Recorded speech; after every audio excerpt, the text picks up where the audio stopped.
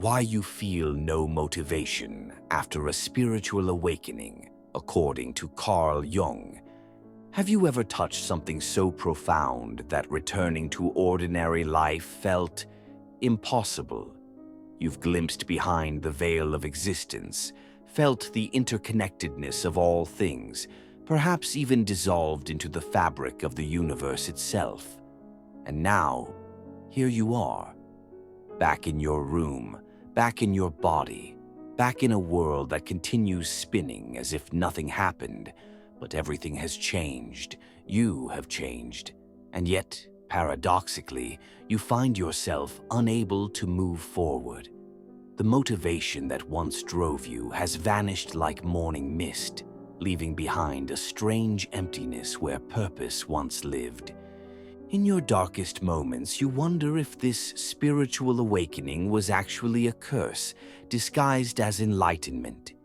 If you're walking this path right now, this shadowland between what was and what could be, know that you're not alone.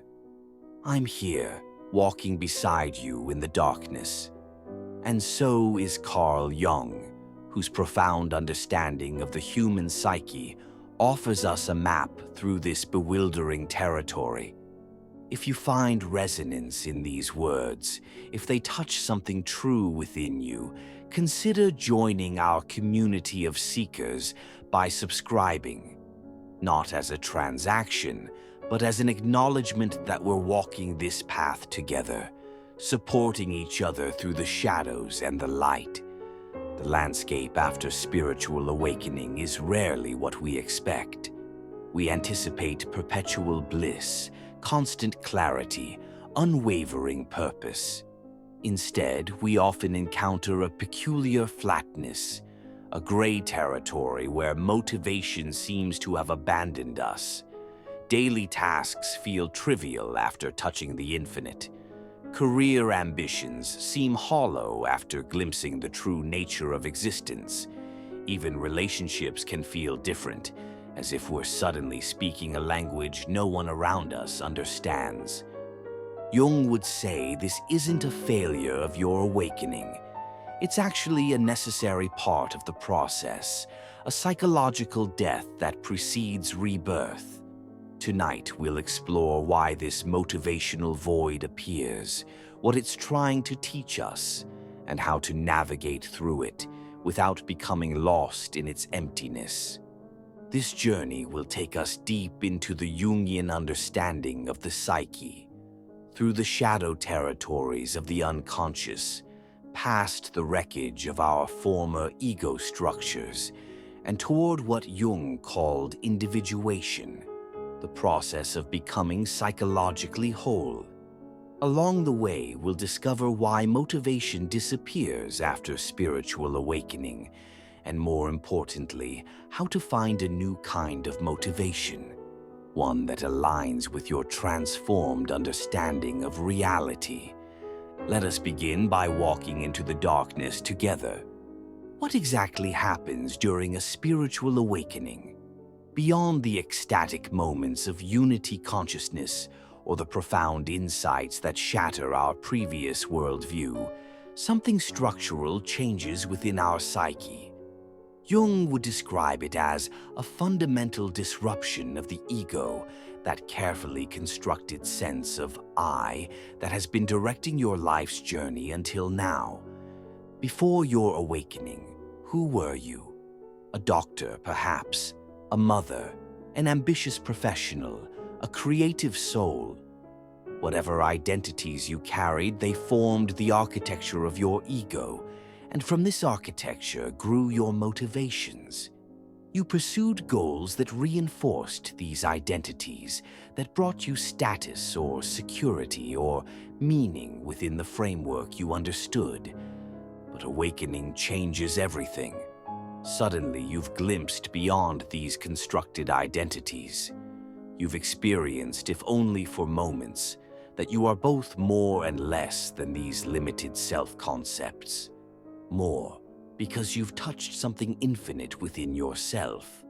Less, because you've seen how arbitrary and conditional these identities truly are.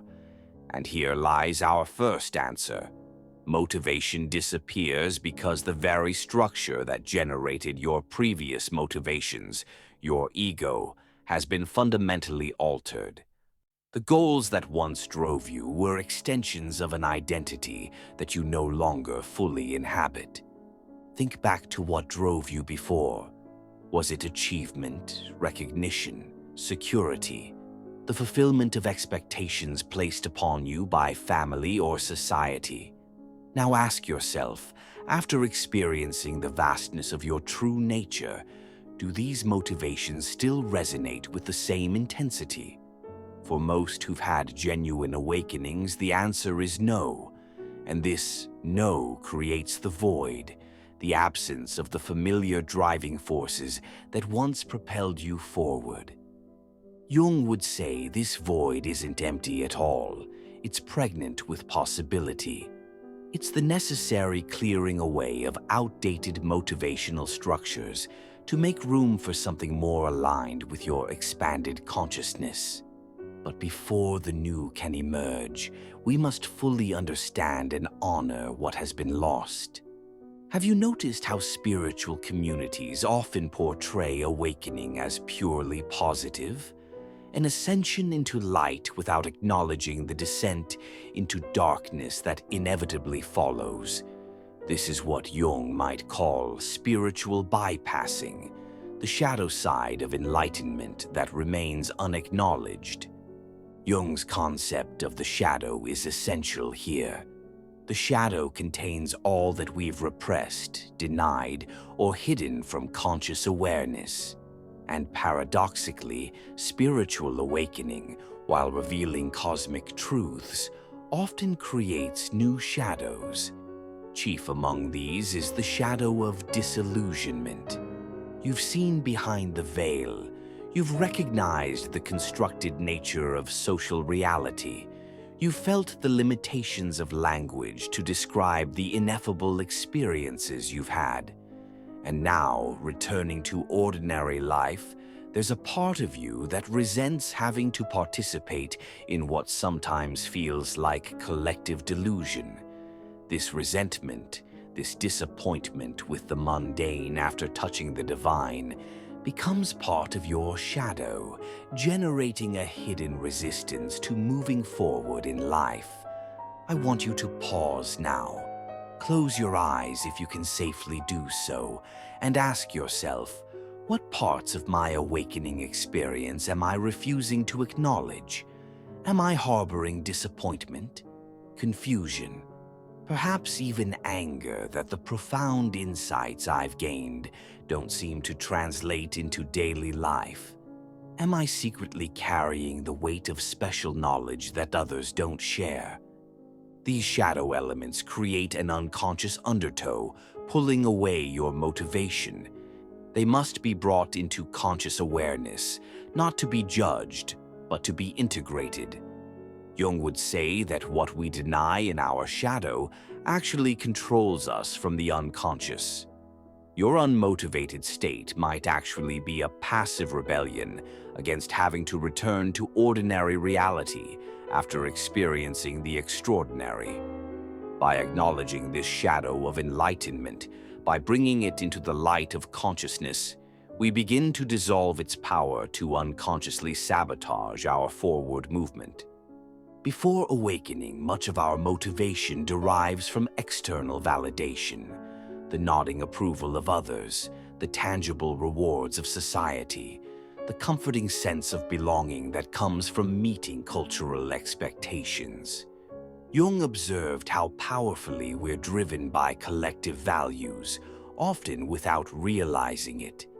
But spiritual awakening initiates a radical shift from external to internal reference points.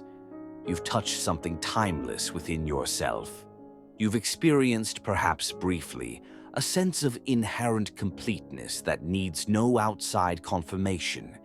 And in that touching, the power of external validation to motivate you begins to crumble. This is both liberation and crisis. Liberation, because you're freed from the endless pursuit of approval that never truly satisfies. crisis, because without these familiar external motivators, you may feel adrift, unsure how to generate momentum from within this new internal reference point. Think of the things you once pursued with such determination: the promotion, the relationship, the achievement, the acquisition. Did you want these things for their inherent value, or for how attaining them would make you feel about yourself? For how others would see you? For the temporary sense of fulfillment they promised? Awakening reveals the conditional nature of these motivations, and when the conditions change, when you no longer identify solely with the social self that seeks these validations, motivation based on these external factors naturally falls away. Jung would see this as a necessary purgation, a clearing of inauthentic motivations to create space for authentic ones to emerge. But this purgation period can feel like motivational drought, particularly when new, internally referenced motivations haven't yet fully formed. So where does motivation come from after the old structures have fallen away? Jung offers us the concept of individuation, the lifelong process of psychological integration through which one becomes whole. This isn't about returning to who you were before awakening. It's about becoming who you truly are. After spiritual awakening, motivation shifts from achievement to alignment. The question changes from, "What should I accomplish?" to, "How can I bring my outer life into harmony with the inner truths I've glimpsed?" This is no small task. It requires listening to deeper currents within yourself, to what Jung called the self, as distinct from the ego. The self, in Jungian terms, is the organizing principle of the entire psyche, both conscious and unconscious. It's the inner wisdom that knows your true path, beyond social conditioning and beyond the limited identity you once inhabited. After awakening, authentic motivation springs from this deeper source. But here's the challenge that Jung recognized. The voice of the self speaks in whispers, in symbols, in dreams, not in the loud, clear directives of the ego or society. Learning to hear and trust this subtler guidance requires a different kind of attention than the forceful goal-setting of our pre-awakening lives. Perhaps you've already experienced moments of this new motivation, times when, without striving or forcing, you felt naturally drawn towards certain activities, people, or paths. There's an effortless quality to this movement, a sense of rightness that doesn't need external confirmation.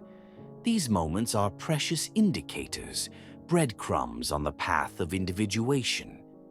The true challenge after spiritual awakening isn't escaping the ordinary world for some perpetual transcendent state. It's bringing the insights of your awakening back into everyday life, integrating the infinite with the finite, the timeless with the temporal. Jung called this the conjunctio oppositorum, the union of opposites, and saw it as the heart of psychological and spiritual maturity. The motivation crisis you're experiencing is actually an invitation to this integration. It's asking you to find a new way of being in the world that honors both your awakened understanding and your continued participation in human society. This isn't about choosing between spiritual truth and worldly engagement. It's about bringing them together in your unique way. I want you to consider something deeply personal now. What if your current lack of motivation isn't a problem to be solved, but a sacred space being held open for something new to emerge? What if this apparent void is actually a womb, gestating a more authentic expression of who you're becoming? Jung observed that major psychological transformations require fallow periods, times of apparent inactivity that are actually rich with unconscious processing. Your motivation hasn't disappeared, it's being transformed. The energy that once flowed into ego-driven pursuits is being redirected, integrated, and refined into something that can serve your individuation journey. This integration doesn't happen overnight.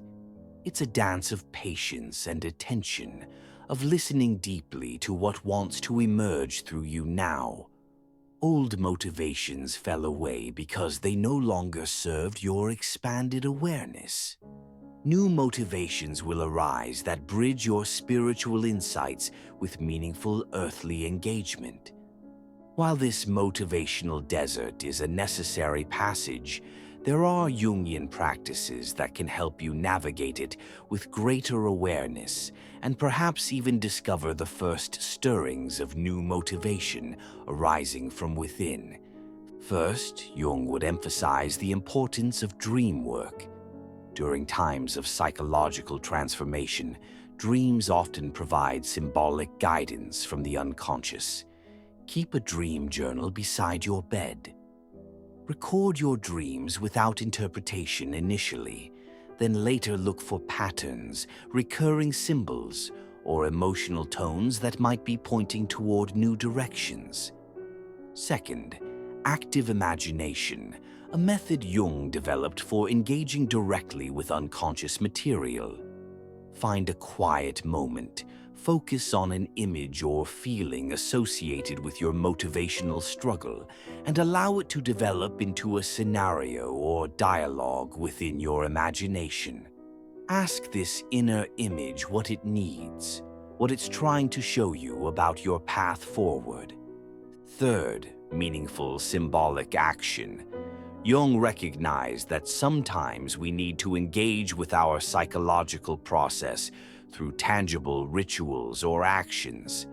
This might mean creating art that expresses your current state, physically clearing space in your home to symbolize making room for new energy, or deliberately releasing objects that represent your former identity and motivations. And perhaps most importantly, find or create community with others walking a similar path. Jung emphasized that individuation isn't isolation, it's finding your authentic place within human connection. Sharing your experience with others who understand this territory can provide not only comfort, but also mirrors that reflect aspects of your journey you might not see on your own. These practices aren't about forcing motivation to return. They're about creating conditions where new, more aligned motivation can naturally emerge from the deeper wisdom of your transformed psyche. Jung believed that every psychological death contains within it the seeds of rebirth. The motivation that's falling away isn't being lost. It's being transformed into something more authentic, more aligned with who you truly are beyond social conditioning and limited identities. This new motivation, when it emerges, will feel different from what drove you before. It often feels less like striving and more like allowing, less like pursuing and more like becoming. It carries a quality of inevitability, a sense that you're not choosing this path so much as recognizing that this path has always been yours to walk. What might this look like in practical terms? Perhaps work becomes less about achievement and more about service or creative expression. Perhaps relationships become less about fulfilling roles and more about authentic connection. Perhaps the simplest daily activities become infused with new meaning as you bring your awakened presence fully into them. The great paradox that Jung recognized is that by surrendering our attachment to specific outcomes, by releasing the ego's demand for particular forms of success or recognition, We actually open ourselves to a more powerful and authentic kind of motivation, one that springs from the totality of who we are, not just our social persona or conditioned desires. Your current motivational void isn't a failure, it's a chrysalis, a transformational space between what was and what is becoming. Honor this space. Trust the process that's unfolding within you. The motivation that eventually emerges will carry the wisdom of your awakening into meaningful action in the world. As we come to the close of our time together in this darkness, I want you to know that the territory you're traversing, this apparent wasteland of motivation, has been walked by countless others before you. Jung himself understood it not as stagnation, but as necessary reorientation. Your spiritual awakening wasn't meant to remove you from life, but to transform how you live it. The motivation that's falling away is making space for something more aligned, more authentic, more truly yours. This isn't about returning to who you were. It's about becoming who you've always been beneath the layers of conditioning and limited identity. In time, and timing is unique for each person on this journey, new motivation will arise, not from should or must or have to, but from the deepest truth of your being. It will move through you with a quiet certainty that requires no external validation, no proof of worth, no demonstration of value beyond its own authentic expression. Until that emerges more fully, be gentle with yourself in this in-between space. Honor the wisdom of this apparent void. Trust that beneath the surface of your conscious awareness, a profound reorganization is taking place, one that will eventually align your outer life with the inner truths you've glimpsed. If you found companionship in these words tonight, if they've helped illuminate your path even slightly, consider subscribing to continue walking together through both darkness and light. Not because I have all the answers, but because there's strength in knowing we're not alone in these shadowed territories of transformation. This is not the end of your journey, but perhaps the true beginning. The first steps toward a life motivated not by external demands or conditioned responses, but by the authentic expression of who you truly are. And in that authenticity lies not just motivation, but meaning, the kind that sustains us through all manner of darkness, all manner of light.